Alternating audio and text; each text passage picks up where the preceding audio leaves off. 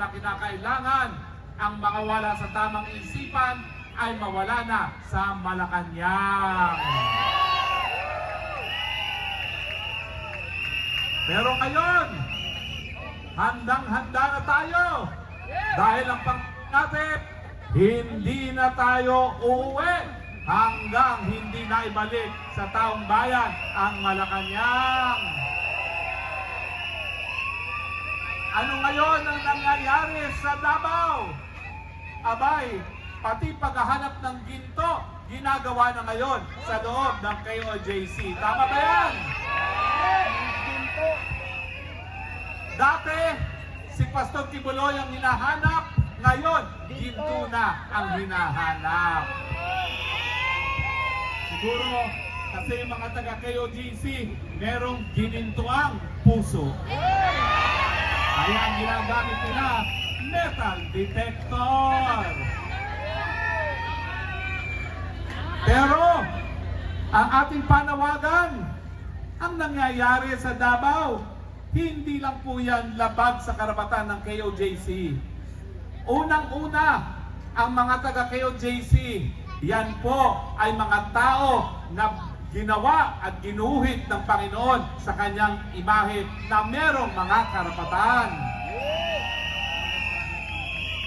Bukod pa doon, sila po ay mga Pilipino gaya natin.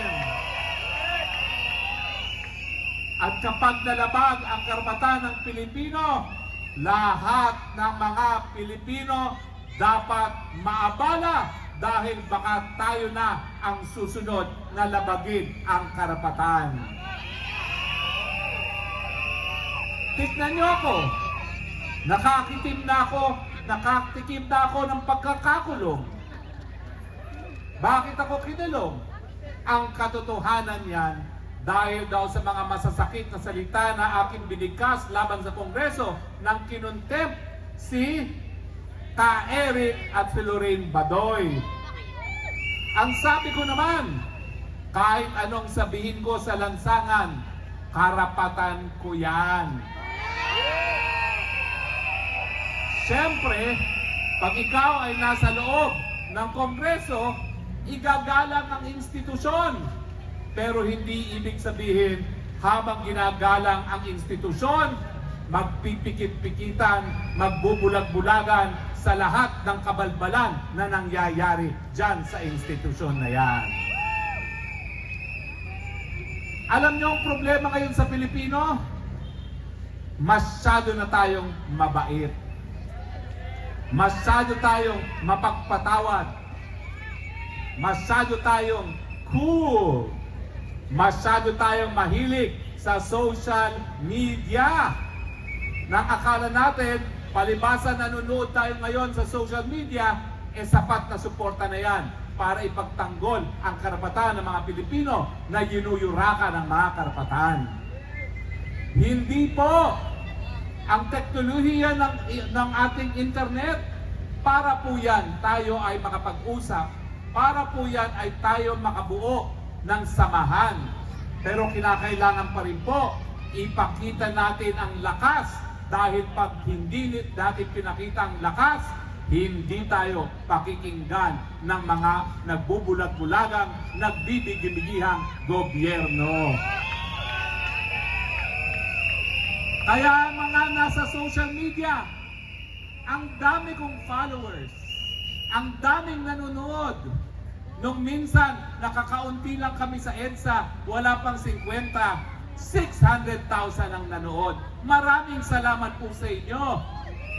Pero ang kinakailangan namin, 600,000 ang magpulong ngayon dito sa liwasan nang makita nila na tama na, sobra na.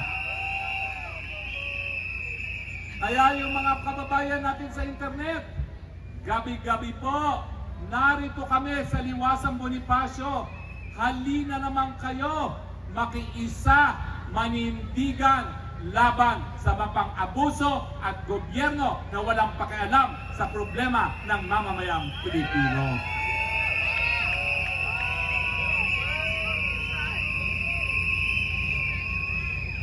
Ano ba ho talaga ang kasalanan ng mga grupo gaya ng KOJC at SMNI?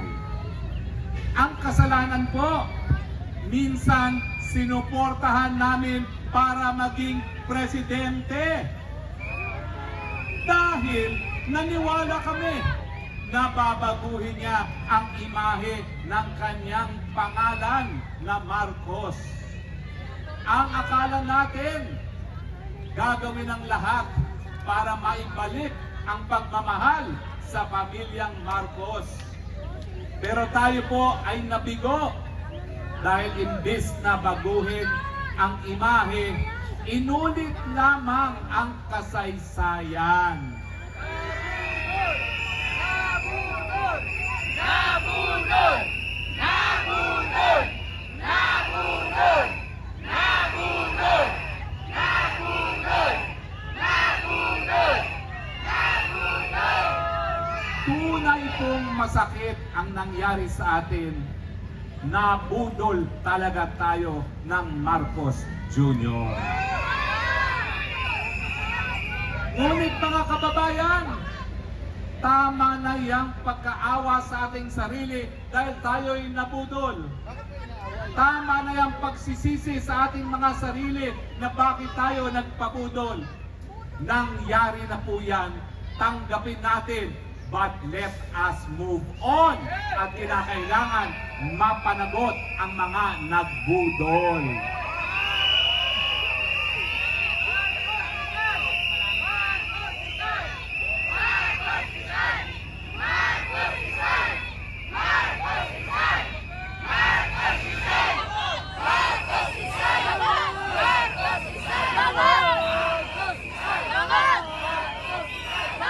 BBM, please lang, buksan mo ang iyong mga tenga sa sigaw ng taong bayan na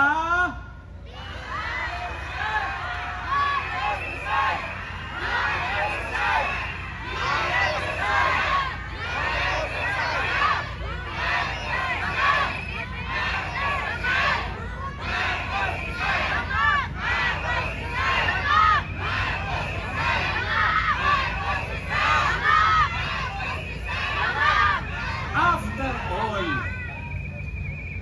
naibalik mo naman ang Marcos sa Malacanang. Nakapagsilbi ka naman ng halos 3 taon na.